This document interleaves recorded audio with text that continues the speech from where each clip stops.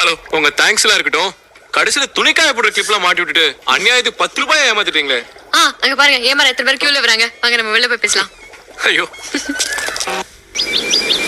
கதர், ஒரு நாளைக்கு எத்தனை சிகரெட் குடிப்பீங்க? ஒரு 7-8 அடிப்பேன். ஐயோ, ரொம்ப ஜாஸ்தியா இருக்கே. ஹெல்த்துக்கு ப்ராப்ளம் வராதா? ஹெல்த் ப்ராப்ளம்லாம் ஒண்ணும் இல்லைங்க, வெல்த் தாங்க ப்ராப்ளம். நிறுத்தணும் ட்ரை பண்றேன், ஆனா முடியல. முடியலன்னா சொல்லாதீங்க. அங்க பாருங்களேன், அந்த பிளாக் கலர் டிஷர்ட் அங்க நிக்கிறான்ல, இந்த கிரீட்டிங் கார்ட்ஸ் வச்சுக்கிட்டு ரொம்ப நேரமா உங்களுக்காக வெயிட் பண்ணிட்டு இருக்கான். கண்டுக்காதீங்க. பாவங்க, அப்பையில இருந்து உங்ககிட்ட பேச ட்ரை பண்ணிட்டு இருக்கான். அவன் அப்ளிகேஷன் பார்ட்டி, அவனுக்குலாம் ஃபீல் பண்ணாதீங்க. அப்ளிகேஷனா? அப்படின்னா? ஐயோ, உங்களுக்கு சொன்னா புரியாது, இருங்க.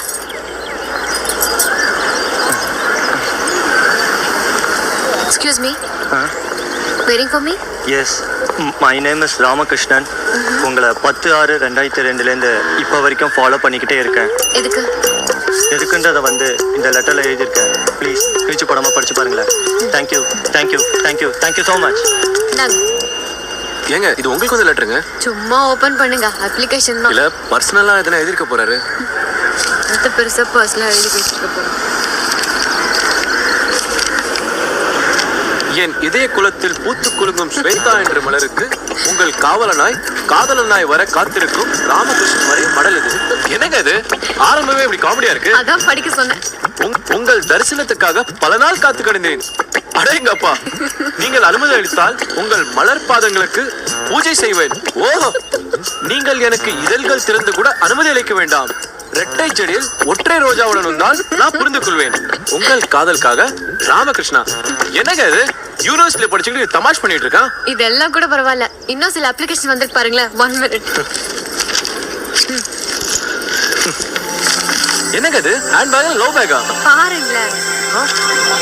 உங்களுக்கு இது வரைக்கும் இவ்வளவு லெட்டர்ஸ் வந்திருக்கா? இது வரைக்கும் இல்ல, இன்னைக்கு மட்டும். தினம் இவ்வளவு லெட்டர்ஸ் வருமா? ஆமாங்க, அதேன் கேக்குறீங்க.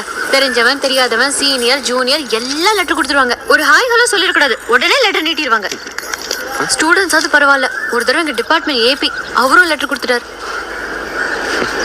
ஆனா என் கூட இவ்வளவு க்ளோஸா பழகியும் நீங்க மட்டும் எனக்கு அப்ளிகேஷன் கொடுக்கல. அதனால எனக்கு உங்களை ரொம்ப பிடிக்கும்.